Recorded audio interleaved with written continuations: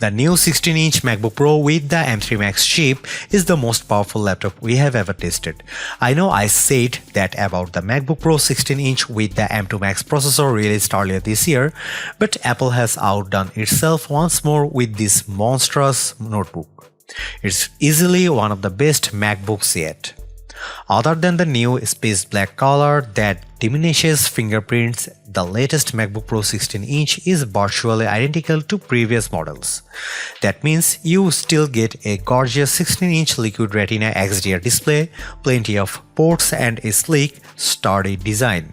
But there's a whole lot of power underneath the familiar chassis thanks to the M3 Max processor. To be clear, the 16-inch MacBook Pro with an M3 Max chip isn't for everyone, and not just because of its lofty $3,499 starting price. If you are a creative professional who works with 8K videos, then this beastly laptop should facilitate your workflow. Similarly, the M3 Max chip also makes this MacBook Pro a powerful gaming rig. However, if you only dabble in video editing or primarily use the best laptops for writing, the new 14-inch MacBook Pro M3 might be a better choice. Is the MacBook Pro 16-inch right for you? Watch my full review to find out. The 16.2-inch Liquid Retina display remains as gorgeous as ever. Not only is it bright and colorful, but its 120Hz ProMotion refresh rate makes everything run smoothly, especially games. As before, this is hands down one of the best laptop displays out there. The latest trailer for Monarch Legacy of Monsters looked incredible on the 16.2-inch display. I was especially impressed by the amount of details seen on the various monsters, including the big guy Godzilla. Most of the trailer is dark, but everything appeared crisp and clear. The final shot of Godzilla roaring in a desert during the day was nice and bright thanks to the XDR display. Our lab tests confirm my experience with the 16-inch MacBook Pro's panel. When pointing our colorimeter at the screen, we found that it achieves 116.7% of the sRGB color gamut and 83.2% of the more demanding DCI-P3 color space. Color accuracy is great, with the MacBook Pro 16-inch turning in a Delta E score of 0.11. These values are identical to the previous model, which is awesome. HDR brightness is also comparable to the M2 Max version, hitting 1546 nits of brightness when displaying HDR content on 10% of the display and 1123 nits of 100% of the screen. Things get more interesting with non-HDR brightness. Where the M2 Max averaged 455 nits of brightness, the new MacBook Pro averaged 563 nits. That's not the advertised 600 nits of HDR brightness, but it's certainly brighter than before. How does the 16-inch MacBook Pro's display stack up against competing notebooks? The display on Apple's laptop gets brighter than both the Samsung Galaxy Book 3 Ultra and the latest Dell XPS 15 OLED. Samsung's device delivers comparable color saturation and accuracy, while Dell's laptop has more saturated colors and slightly less color accuracy. The 6-speaker sound system made my ears happy thanks to the rich, deep sound quality. Roaring monsters and booming explosions in the Monarch trailer sounded cinematic, with even small details coming through clearly.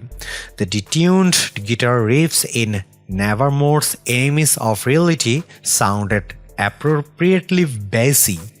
Overall, the laptop's speakers deliver excellent sound on podcasts, movies, and music. Let's get to the juicy part, performance. While the M2 powered laptops we have reviewed certainly offered more power than their immediate predecessors, the jump wasn't as spectacular as when Apple moved away from Intel Silicon. Even if the M3 bump isn't as significant as that seminal moment, the jump from M2 to M3 is still remarkable. This is especially true for the 16-inch MacBook Pro kitted with the M3 Max chip. As expected, the new MacBook Pro had no trouble handling my everyday workflow, which usually consists of multiple open tabs. Even when I had upward of 30 open tabs with a YouTube video playing in the background, the M3 Max powered laptop never broke a sweat. The MacBook Pro earns its Pro moniker when you are editing videos. To illustrate this, our video editors rendered the same 9-minute 4K video on the 16-inch MacBook Pro M3 Max laptop and an older 14-inch MacBook Pro with M1 Max. The M3 Max machine completed the task in less than 5 minutes, while the M1 Max laptop had barely rendered 50% of the video during the same amount of time. Our lab tests confirmed our anecdotal evidence. On Geekbench 6, which measures CPU performance, the MacBook Pro 16-inch with M3 Max notched a single-core score of 3200 and an incredible 21711 multi-core score. For comparison, its M2 Max predecessor scored 1993 and 15173 respectively on the same test. On Geekbench 5.4, the older M1 Max notched at 1781 and 12683 on the single or multi-core tests. In short, the M3 Max is roughly 20% faster than the M2 Max and 45% faster than M1 Max. In our Handbrake video transcoding test, the M3 Max driven MacBook Pro 16-inch transcoded a 6.5 GB 4K video to 1080p in 2 minutes 34 seconds. That's about twice as fast as the M2 Max, which need 4 minutes and 03 seconds. On the Geekbench Photoshop test, which assigns a score based on how effectively a system uses scripts to apply a series of filters and other adjustments to several high-res photographs, the MacBook Pro 16-inch M3 Max scored 1443. This test also times how long each system takes, and the new laptop took 3 minutes and 29 seconds. In contrast, the M2 Max version of the laptop scored 1218 and took 3 minutes 54 seconds. The MacBook Pro 16-inch with M1 Max took 4 minutes 20 seconds and scored 877. As for the Galaxy Book 3 Ultra, it lagged far behind with a score of 822 and a time of 6 minutes 1 second. During its Scary Fast virtual event, Apple boasted about the M3 lineup's enhanced GPU. All M3 chips now feature dynamic caching, which allocates the use of local memory in hardware in real time and only uses the exact amount of memory needed for specific tasks. Hardware accelerated ray tracing is now possible thanks to the new M3 chip. The updated GPU also brings hardware accelerated mesh shading to Mac. This is all well and good, but how does that translate to real-world use? I found that gamers like Baldur's Gate 3 and Lies of P looked exquisite on the M3 Max-driven MacBook Pro 16-inch with their respective worlds rendered in stunning detail. The living environment in Baldur's Gate 3's opening with its pulsing red walls made me feel appropriately uneasy, as did the corpse-strewn train station in Lies of P. Frame rates also consistently high on both titles, fluctuating between 70 and 130 frames per second, depending on the amount of on-screen action. Lies of P has an option to enable or disable metal effects, which is Apple's answer to Nvidia and AMD's upscaling technologies. Frame rates remained in the 130 range with metal effects enabled and around 70 to 80 with the feature disabled. Baldur's Gate 3 didn't have this option, but its FPS remained high throughout. The M3 Max MacBook Pro also performed well in our lab tests.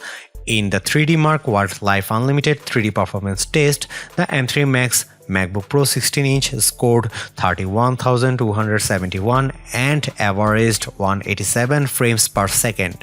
In comparison, the MacBook Pro 16-inch with M2 Max scored 13,000 and averaged 77 frames per second. That's a mighty huge boost in graphical performance. We also ran in-game benchmark for a handful of titles. Shadow of the Tomb Raider reached 118 FPS at 1922 by 1200 resolution and 47 FPS at 2K gaming. The less graphically demanding Sid Meier's Civilization 6 ran at nearly 60 FPS across all available display resolutions.